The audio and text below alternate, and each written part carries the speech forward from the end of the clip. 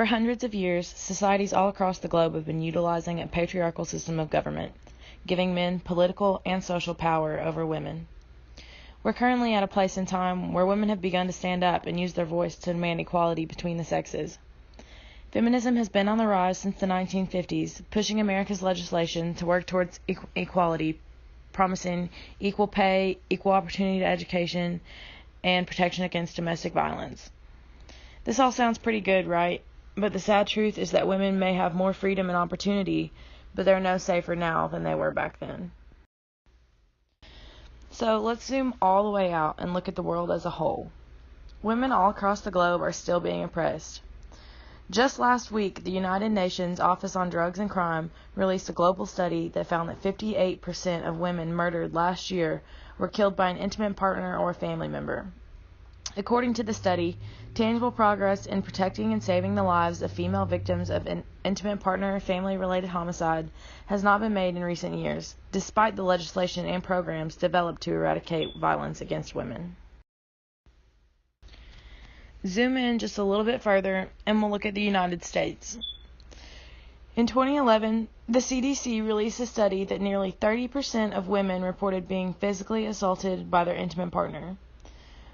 According to the National Domestic Violence Hotline, 1 in 3 women in the United States have experienced rape, physical violence, and/or stalking by an intimate partner in their lifetime. The numbers don't look good. Zoom in one more time, and we'll look at Kentucky. The Violence Policy Center found that 36 females were murdered by males in Kentucky in 2015 alone, ranking them number 8 out of all 50 states for the highest homicide rate against women. 97% of these women murdered, that's all but one of these women, knew their murderer. If our legislation is working to protect our women, why aren't the numbers showing it?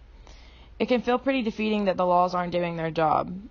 But thankfully for the victims and survivors in central Kentucky, they do have resources. The most beneficial resource available is a nonprofit organization known as Ampersand.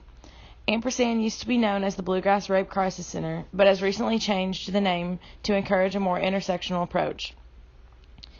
Ampersand is a community-based response organization that can provide victims of rape or domestic violence with legal, medical, and emotional support.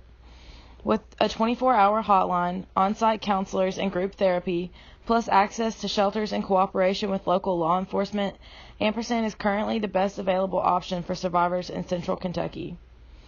As the organization continues to expand, they'll need additional funding and volunteer work.